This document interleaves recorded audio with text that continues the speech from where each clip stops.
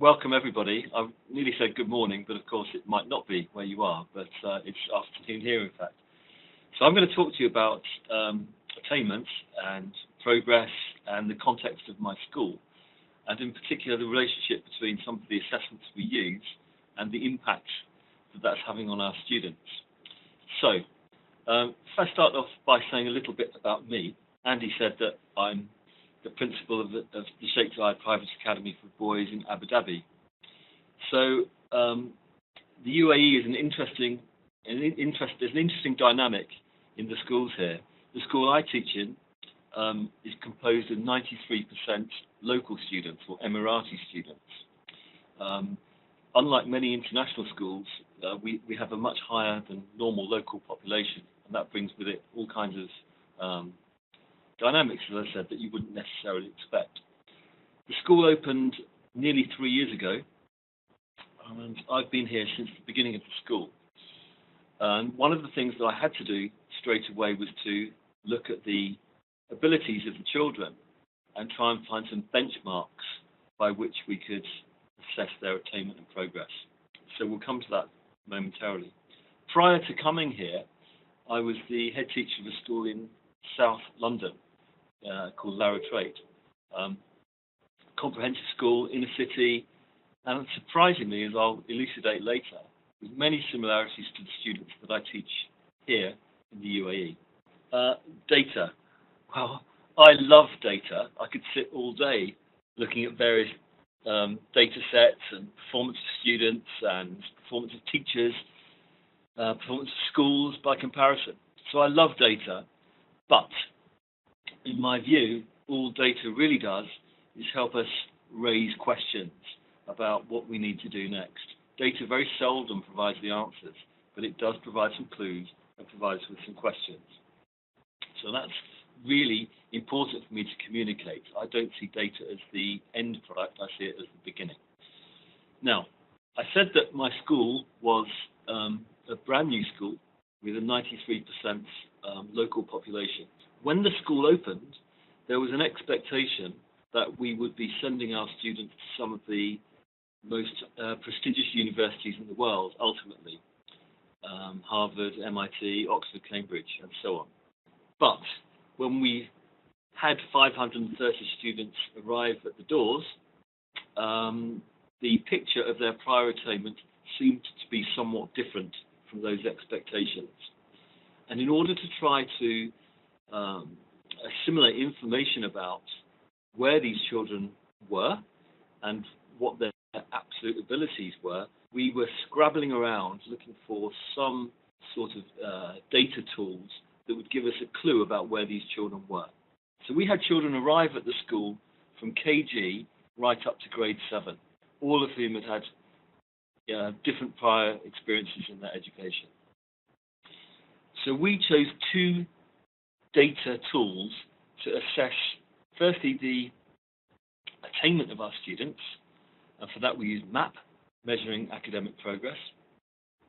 And we were able to assess students' attainment in reading, mathematics, language usage, and science. But we also used Cat4 tests, the cognitive ability tests. And we did that because we wanted to see whether or not there was a relationship between their attainment via MAP and their cognitive ability. So we had a hunch that our students were not coming in achieving as well as they might have done, but we weren't really sure why. So we set about trying to make some comparisons between the MAP data we had and the Cat4 data that we then managed to gather. So this next slide was very instructive to us starting our new school.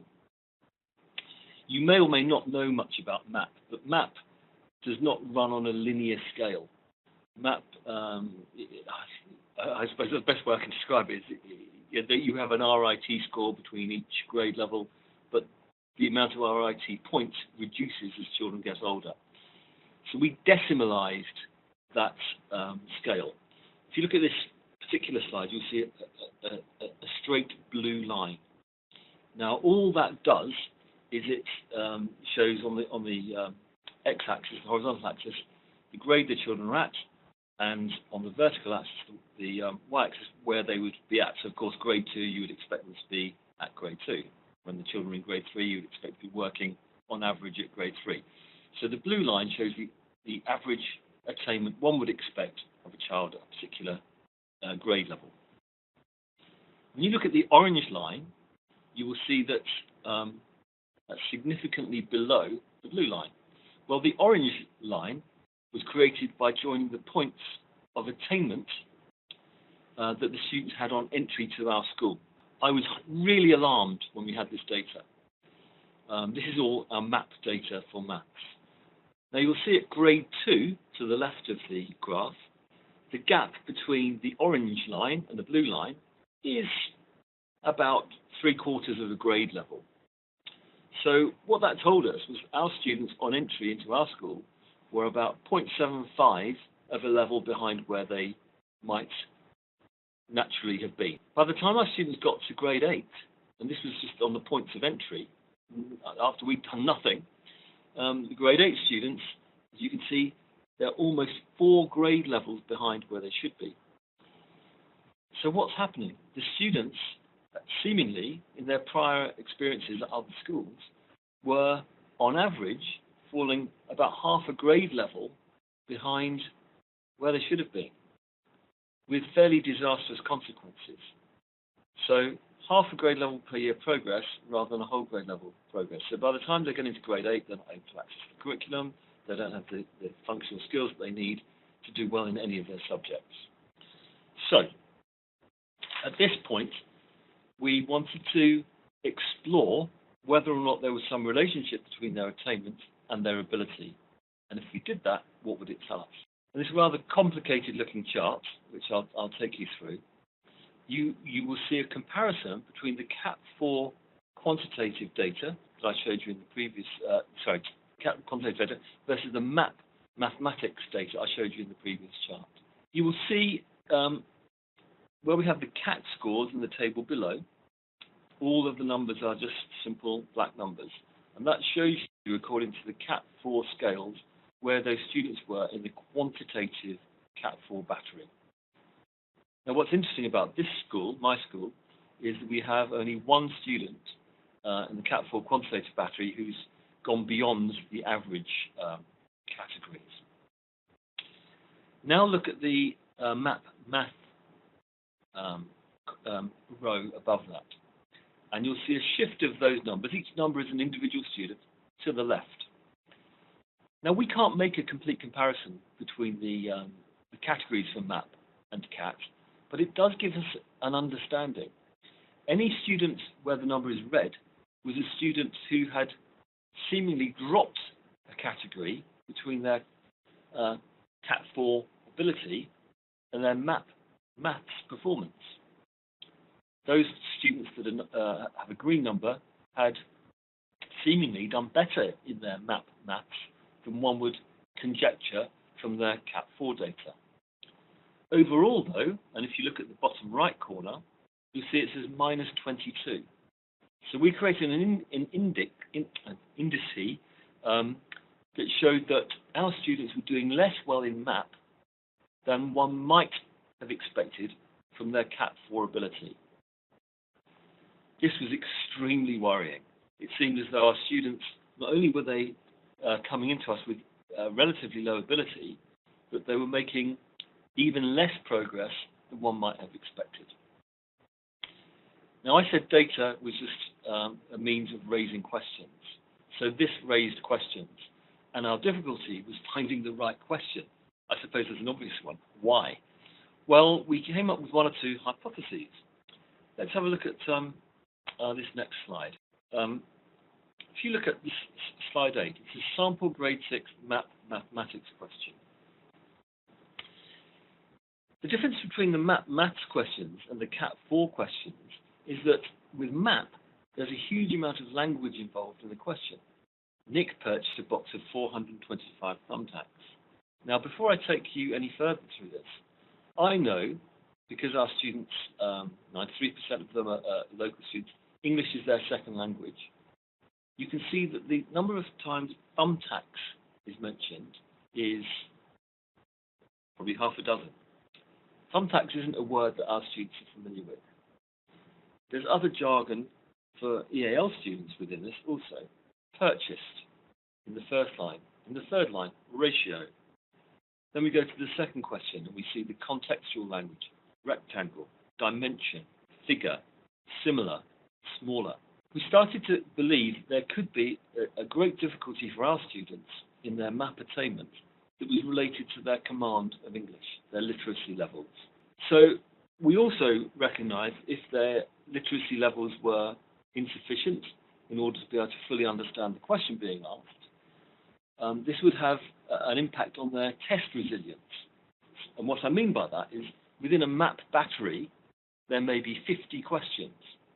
So for an English second language learner, not only is there a difficulty in understanding the questions, but there's also the test resilience issue, whereby as students get into the 5th, 10th, 20th question, their motivation and desire to carry on with the test is somehow inhibited by the language levels of the questions. So we did some more data analysis.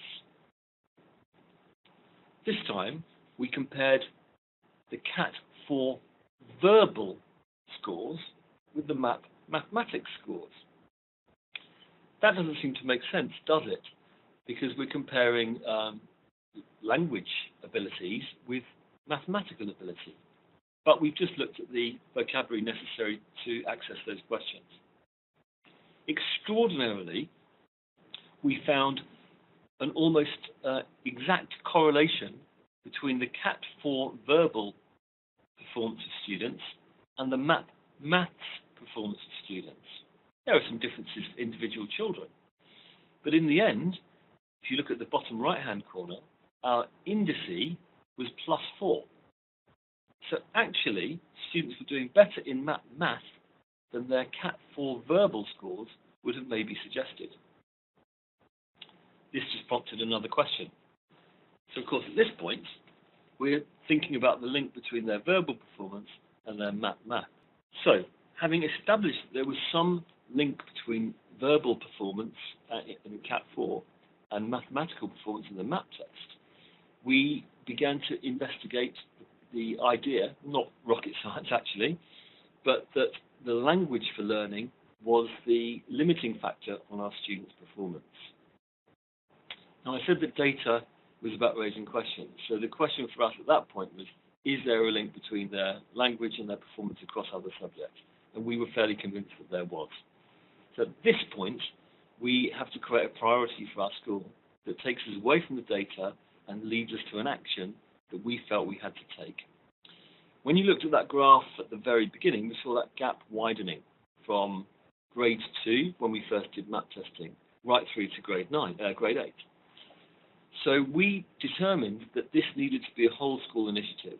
Developing students' language for learning wasn't something that we could just do in one grade level.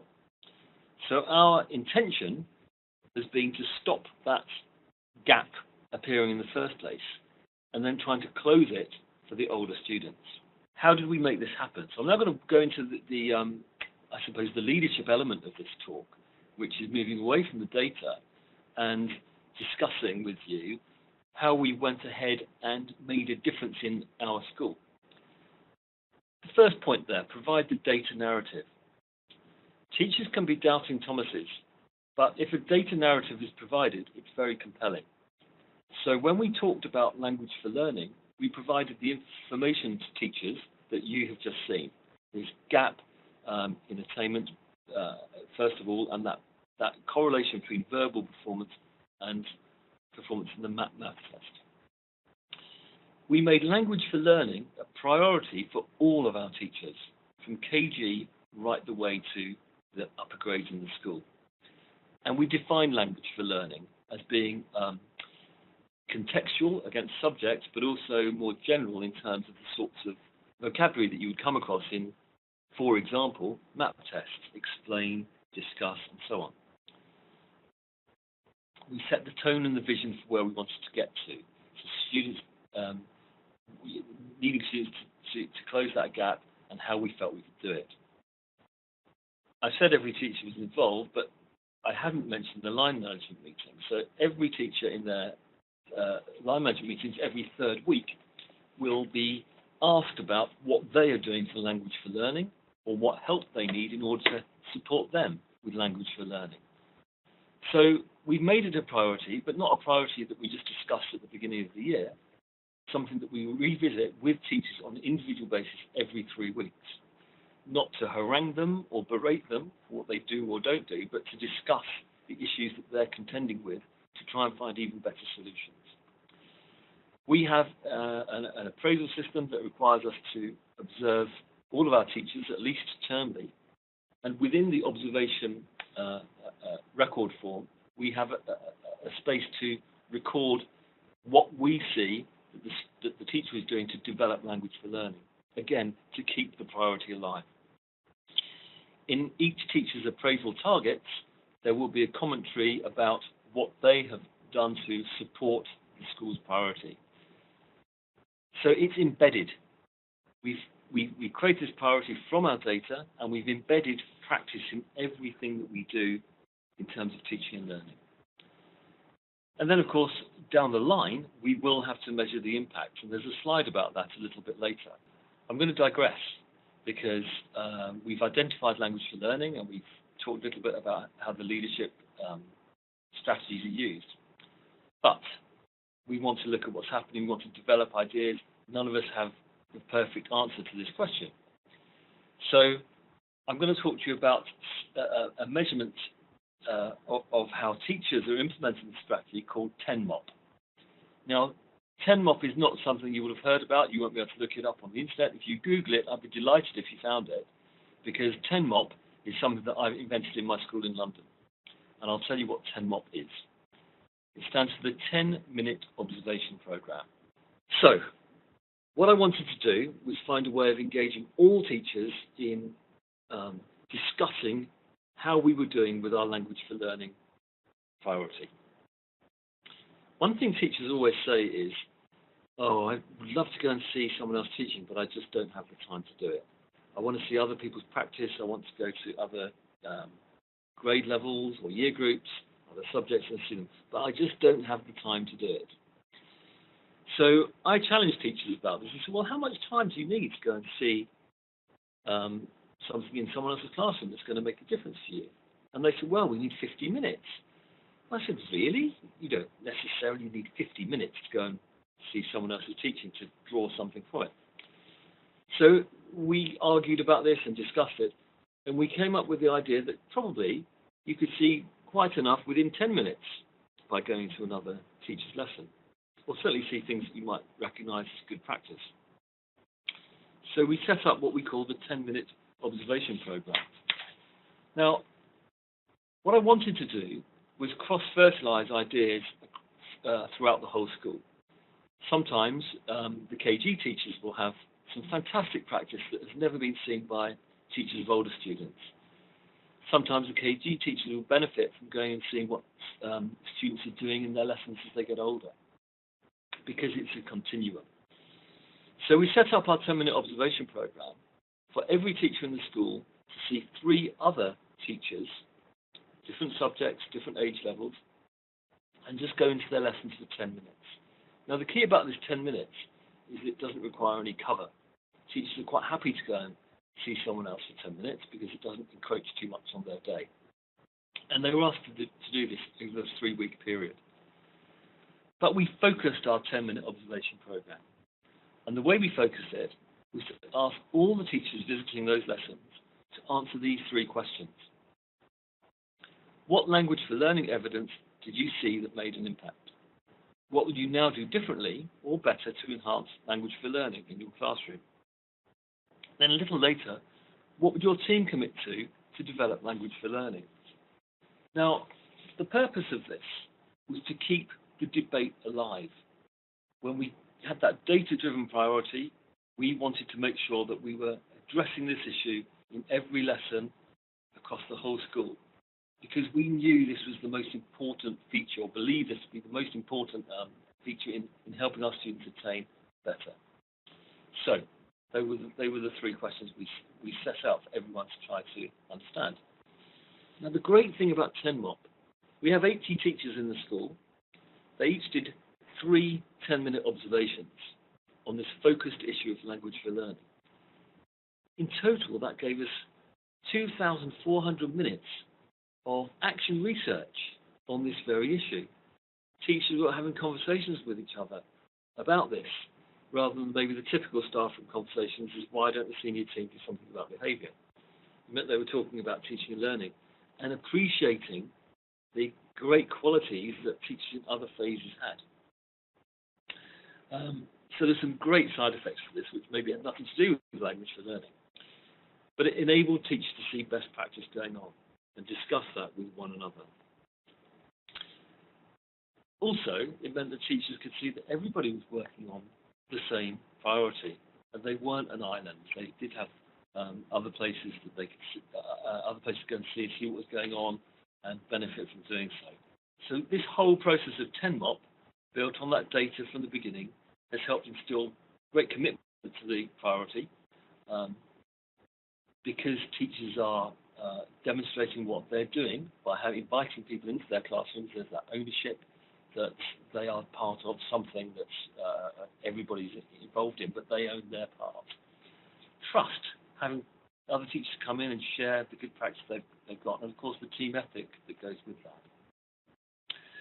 So this has all emanated from that data that we saw at the beginning, and this absolute desire to make sure we make a difference and an impact on the students.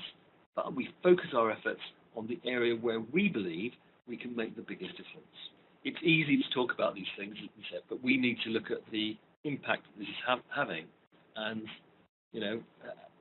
has it made any difference? It's all very well me talking about it, having these wonderful 10 MOPs and this and the graphs, but does it actually make any difference for the students? Well, we'll see a little. I'm going to digress again, though. I've talked about the data, and I've talked about one of the leadership strategies that we put in place. But what I want to talk about now, which might not seem to fit, but I hope it will later, is innovation. The ideas I've described to you, I think, are innovative in terms of being prepared to look at data in different ways to try and help find a solution. I think they're innovative in terms of creating strategies to support what we're doing in terms of the priority that we have. Some of you might have seen this statistic before. Some of you might have quoted it before. Actually, I never want to see it again. I think it's a truism. And I think it's important to recognize that, in my mind, because that statement seems to be owned by the people who lead conferences and lectures and like to say that to us. And when I see that, it always makes me feel as though it's something I hadn't realized. And the innovation isn't mine. It's for somebody else to tell me about. But I'm going to digress from there on this basis. That's a milkman. I don't know if you're in a country where you have milkman, but it's certainly in the United Kingdom. Milk is delivered by a milk float, and a milkman carrying the milk around. I was talking about this idea about the jobs that don't exist. The 65% of jobs our students will do don't exist yet. And a friend of mine said, well, it's always been like that. He said, my father was a milkman in the end, but when he was growing up in New Zealand, he had a cow in the back garden. Now, I think this is a perfect example of the inevitability of innovation happening. But I think we own it. And the reason I'm saying this is because I want anyone listening today to think, hang on a minute, I don't need to go elsewhere for innovation. Those innovative ideas are within me or within the team of people that I work with. And that's where you're going to find the best solutions. There is nothing new about innovation. Don't be scared of using data in a creative way. Don't be scared of finding solutions from the questions that data raises in order to get your school or your students to a better place. We have talked about what innovation is, and there are lots and lots of ideas and agonies over how to define it. For me, it's very simple. Innovation means you need a problem. Then, once you have that problem, you will know what your desired outcome should be. You can't have innovation without a problem that needs to be solved or something that needs to be made better. If you know what you want, how you want that to turn out. In our case, our problem was the language for learning issue. Our outcome, we wanted to close the gap in attainment. Then we needed to find the best solution to do it. And that's where more innovation comes in terms of 10MOP and other strategies that we've used, the line management system, the incorporation of observation of what's happening in terms of language for learning when we go into lessons. So we had a problem, we had an outcome, and we were looking for the best solution. So what I'm describing to you is innovation. I haven't yet mentioned an iPad. So I suppose I'm trying to encourage people to think in an innovative way about the data so they can solve the problems that come towards them and rely on themselves to do it, or their teams. I can't interact with you about this question, but when I led a conference, I showed this quote. I'll just leave that there for a moment. I love this quote, but what I love most about it is about innovation and change. There's nothing more difficult to handle, more doubtful of success, and more dangerous to carry through than initiation change. The innovator makes enemies of all those who prospered under the old order, and only lukewarm support is forthcoming from those who would prosper under the new. Their support is lukewarm, partly from fear of their adversaries, who have the existing laws on their side, and partly because men are generally incredulous, never really trusting new things unless they have tested them by experience. That kind of sums up the attitude towards change, and why at the very beginning of this talk I talked about sharing the data with staff to help the doubters. That was written in 1515 by Machiavelli. Things don't really change. Now, my next slide, I've called it the harsh reality and the trick. And again, this is going back to leading change. I think one of the hardest things for people like me, principals, to realize is that we are not necessarily the innovators. We might be principals, but we might not be the best at anything. We might actually have people that are better than us at everything that happens in school. But what a principal does need to be able to do is create a climate where innovation can take place, a climate where data can be used to raise questions, and questions that everybody can be involved in finding the solution to. Principals are not necessarily the innovators. Now, the trick, therefore, is to create a leadership model that allows innovation to flourish. And I'll talk a little more about that now, if we're going back to the original topic. If we want an environment in our school where we can encourage innovation and get those ideas from the great people who work with us, we have some key elements we have to put in place. We need to present problems, not solutions. Why do I say that? Well, because that's how we get engagement and involvement of our teachers. They can be part of the solution. If they're part of the solution, they will own the solution or own the strategies, and they will do a better job with it. Encourage creative thinking. How do we do that? We have to have an environment where it is safe to have ideas and share those with others. Encourage open-mindedness. Don't ever be frightened to challenge the perceived wisdom, the status quo. There could be a different solution, a different way around things. And that won't happen unless an environment is created in a school where that open-minded creative thinking can be encouraged amongst teachers. And by the way, that ends up being modelled down to our students. Safety. Think about safety. And I mean the safety to be able to raise ideas, make suggestions, feel that you can give a contribution without being shouted down or maybe disregarded. Hence, the line management system, so that everybody in the school can make a contribution. Line management systems are about enabling conversations to happen, not about telling people what to do. Oh, I'm getting this feel like a lecture. Here's a thought about this, though. I talked about creativity and people having the safety to have ideas. This is my favourite way of describing this. Look at these two rocks. One obviously is craggy, and the other one is smooth and round looking. If you think of an idea, something that you have an idea and you want to launch that within your school, it will always make an impact. It will make a splash when it lands. Think about that rock there on the left.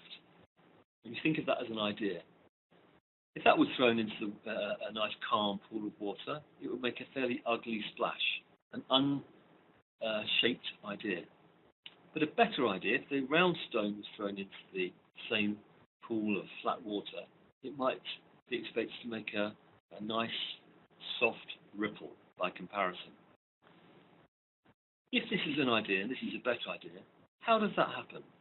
Well, I think of these ideas as being these craggy rocks that need to be discussed and shaped and changed and made better, so that they become a much better idea when they're eventually launched amongst those who are going to enact whatever that is. So I talked to you about 10MOP. That was an idea that started off as being simply, it would be nice, wouldn't it, to go and share, go and watch other people teach. But as that got knocked around and passed from one pair of hands to the other, the idea got shaped into something that became a 10-minute observation program rather than a simple, let's go and watch each other teach. So this is just a simple illustration of one of my pet theories about how we make those ideas turn into something that's absolutely can be enacted within a school context.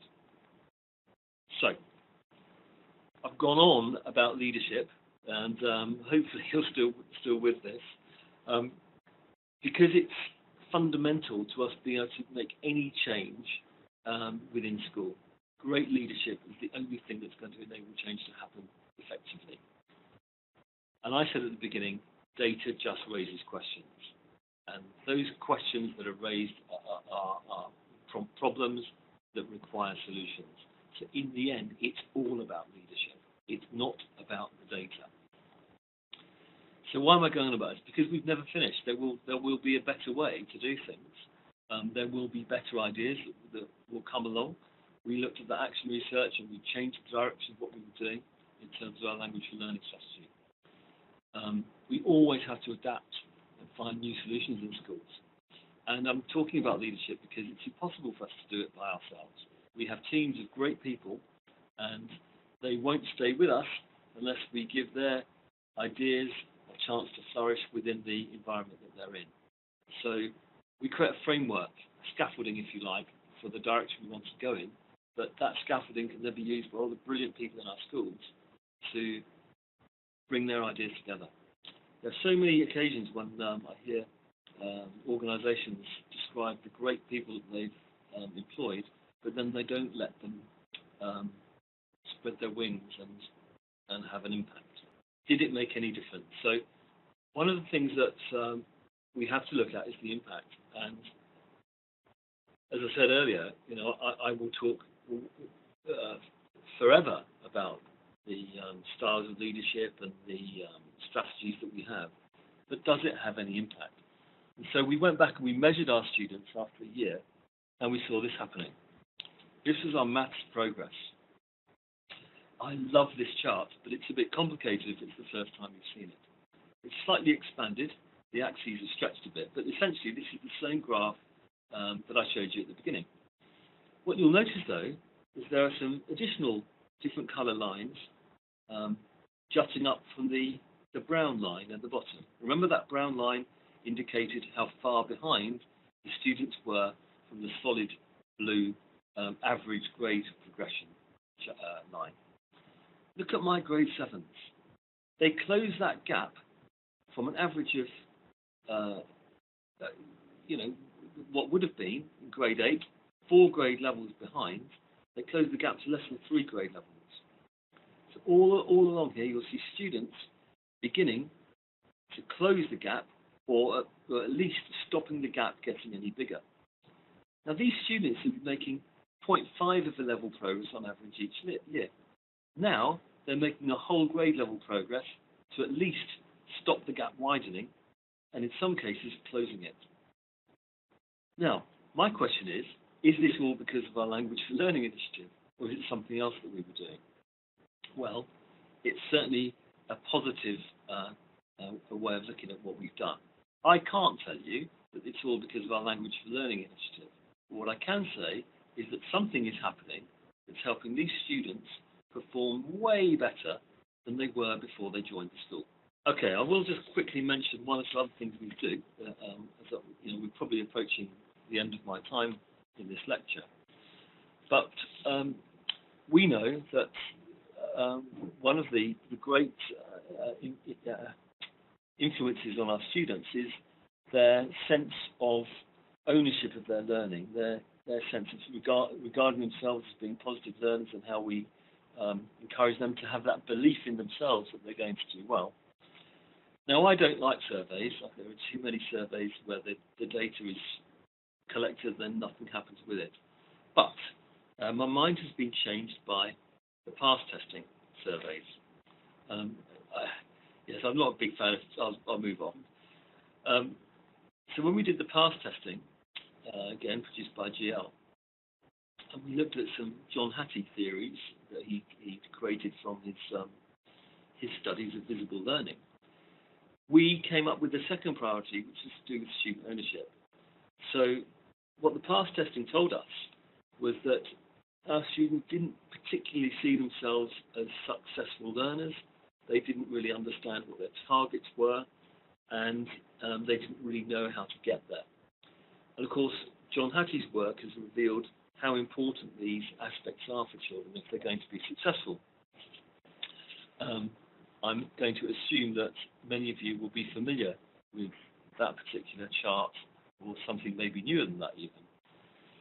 So we've used PASS testing to shape many of our much of our work we're doing on our second priority, which is student ownership of learning. So in my school, Sheikh Zayed Boys School here in Abu Dhabi, these are our teaching priorities for 2017-18. We're pursuing our Language for Learning program to try and make sure we're still on this all of the time. I think it will be a lifetime's work, actually. I don't think we'll ever have to stop working on this area. I've mentioned student ownership of learning, and of course, from that, the dialogue my teachers and students have helps my students to own their learning so much more and understand how they need to improve. And inevitably, we started all of this by talking about how we use data. I think I've reached the end almost, but I just wanted to say, I apologize if I just rambled a bit. I haven't done a webinar before, and it's quite strange talking to an audience of people who I can't see or hear. But I think we've got to the point when we've got to any questions.